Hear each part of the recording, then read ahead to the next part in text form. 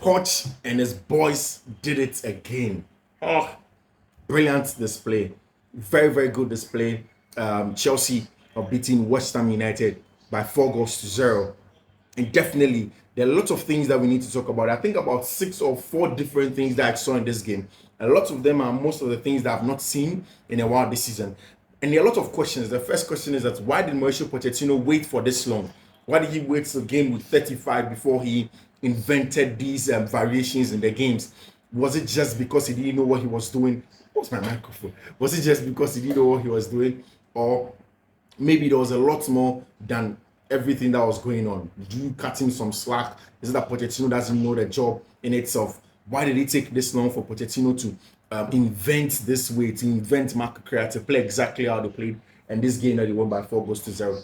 Yes, West Ham United themselves have had issues in recent times in terms of the games that they've played, how good that they've been on and off the ball, their form and everything.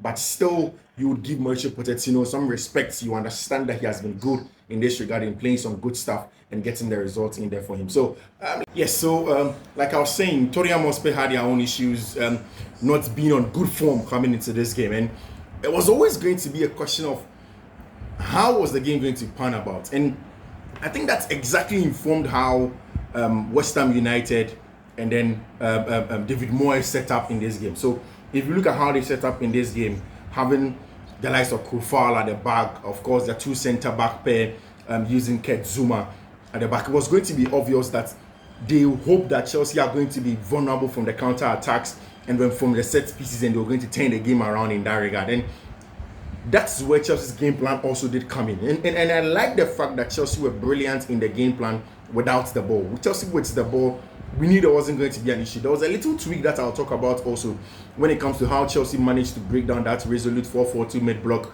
West Ham United team. And everybody knows that in terms of out of possession play, one of the teams that are difficult for you to play against is West Ham United. So how did Mauricio Pochettino invent and reinvent things to make sure that he got around how West Ham United were playing using that excellent mid-block shape? I mean, and it was a very good one. So, of course, at the back, it was Ariola imposed, Sofiane Kofal, the 2 centre-back pair were Angelo Ogbonna, and then, of course, Kurt Zouma, which is very, very important. Kurt Zouma, who has now automatically been the captain of the team throughout the season, and then Angelo Ogbonna, very, very experienced centre-back in the team. Then they had Emerson, the attacking centre-back of the back four. So the plan was to use Emerson as a trigger to play forward and then to dominate the central areas using Lucas Paqueta. Then the pace of Mohamed Kudus, the 1v1 tricky of Mohamed Kudus up top. Anytime Chelsea bring up a lot of men forward. And I'll tell you why it is brilliant how Mauricio Pochettino was smart in terms of caving up a specific game plan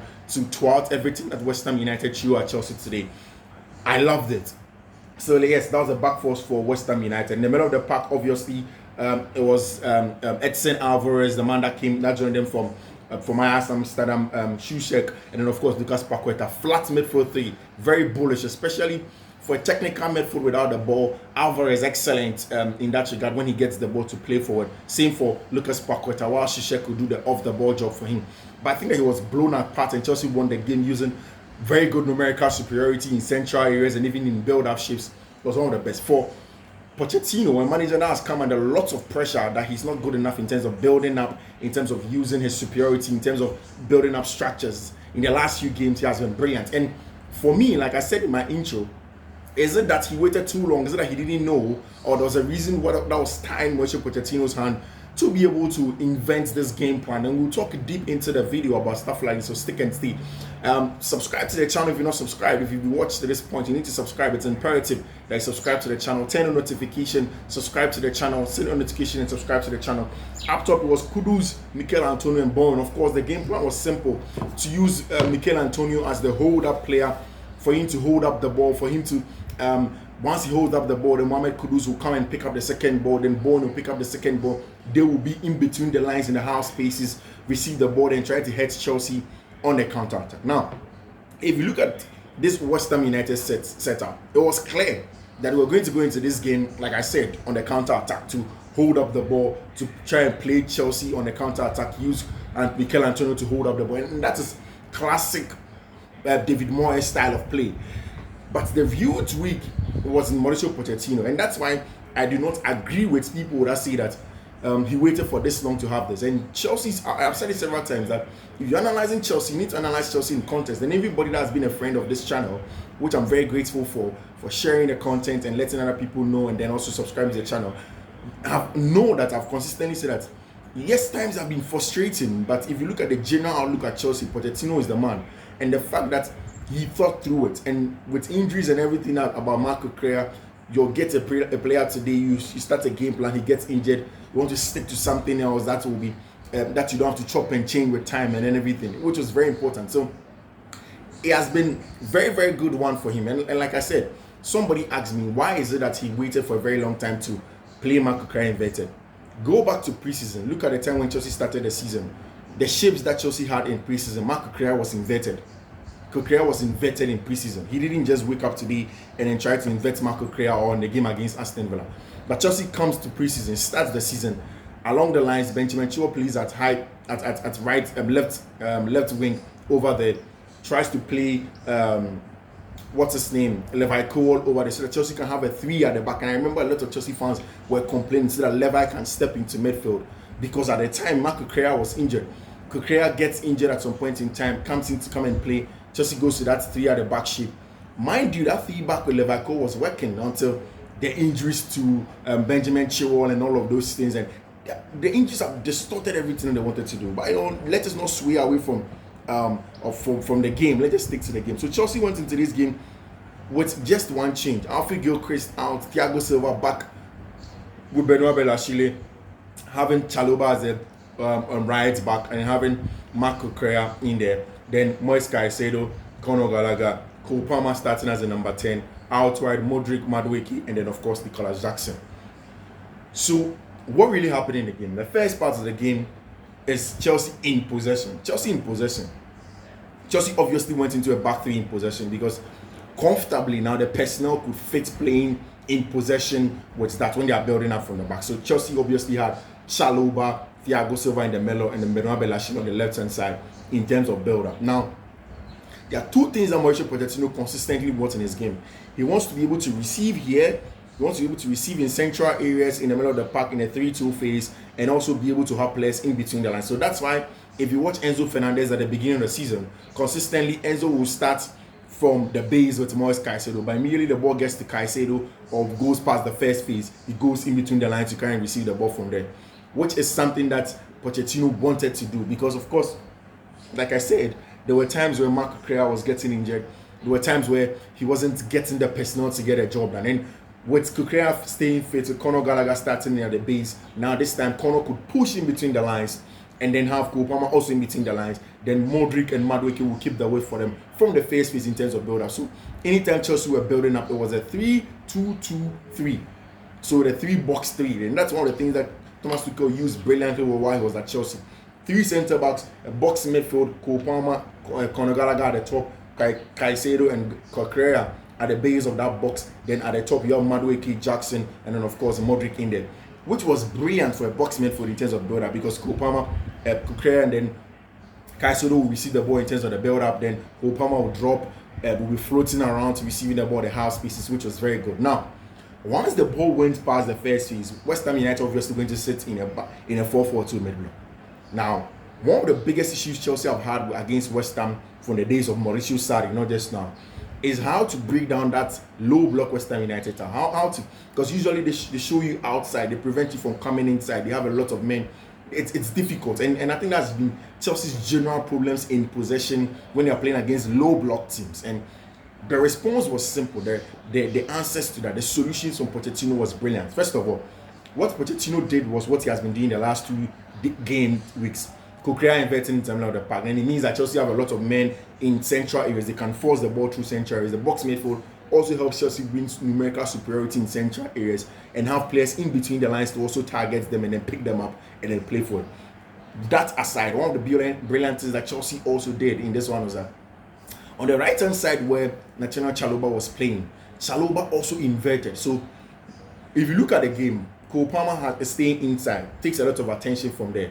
Now that means that Noni Madueke can come over there. So now because Chelsea wanted to free Noni Madueke and have him 1v1, Chalobah will step into the half space also to force Cole Palmer to take more attention to himself, then that would free Noni Madueke. So if you look at the Chelsea first goal, came out from outward, Noni Madueke cutting the ball across, and then that goal. It is because Chelsea had the job to get to do that brilliant job, all from that right hand side. Because Shaloba could step in the middle of the park, because Cole Palmer will be in between the lines, because anytime that he's not even in between the lines, there are even extra men around him to win the ball over, and that was very, very good. In possession play from Mauricio Pochettino was brilliant in that regard, in having players in between the lines, in picking those half spaces, in picking those, those pockets of space. That was very, very important in there. And I think that has been the biggest issue for Enzo Fernandez. It is the role in which he was asked to play. Start from the middle, go up top, go and be in between the lines, come back. It was tiring with its injury. He was never really going to do that. Chelsea can tweak things with Romeo Lavia back to have players JPD positions in there, and they can play some good stuff. So that's exactly what happened in that brilliant game that happened in possession, in terms of Chelsea creating chances, the chances that they needed to create to try and head to Westham United, which is very, very important. Very important in the context of everything that they wanted to do. And mind you, before the game started, Chelsea's biggest quest was how to get into European places, and West Ham were just breathing on their necks. Manchester United were in there as well. There is a conversation. Newcastle United had won last week. Chelsea has a game against Brighton and Hove Albion, but before that they'll play another game, Bournemouth, and then they'll play one more game again, Nottingham Forest away. Be able to get 9 points from there. Obviously, that's European places over there up for grabs for Chelsea Football Club, which is very important. And I think that apart from the in possession play and out possession, in possession in terms of build up, the out of possession shape was also important. And the job of Marco Correa, he was that trigger. He was a counter press. And anytime Chelsea lost the ball in there, it was not just Marco Correa, it was Conor Gallagher, who was up top now, comfortably up top, not caring about what is happening behind him, because Correa and Caicedo are there to do the job for him.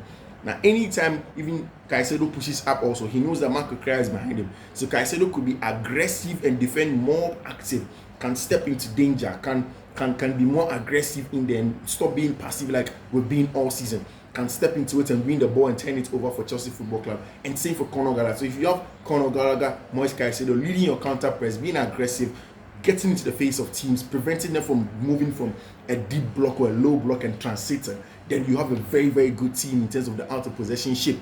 And that's exactly what happened. And without that, you must be able to move past that and find Mohamed Kudus. Every time, if you watch the game, you saw that Marco Correa was very tight and close to Mohamed Kudus and stopped him from dribbling.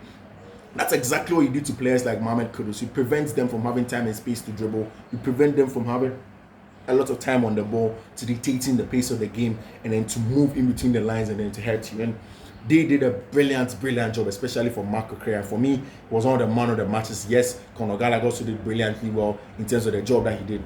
But in there, the out of possession play from Chelsea, Marco Correa heralded it and was brilliant at it. Did a very, very good job. Of course, the heralding at the back also, calm display. Benoit Bellachile has also shown that he has grown in that regard, stepping into the midfield, being aggressive, winning the balls in those areas. And I like the fact that a lot of the players, a lot of the technical team are getting things right now, and then the team is great. And consistently, I've said, if you've been watching this channel like I always do, or in Isha, where the day job goes on, I've said consistently that this is a team that needs some time, and with time, they're obviously going to come. Now, European places is up there. I don't think that Mauricio Pochettino just tweaked this after game week 35, or he just found that out.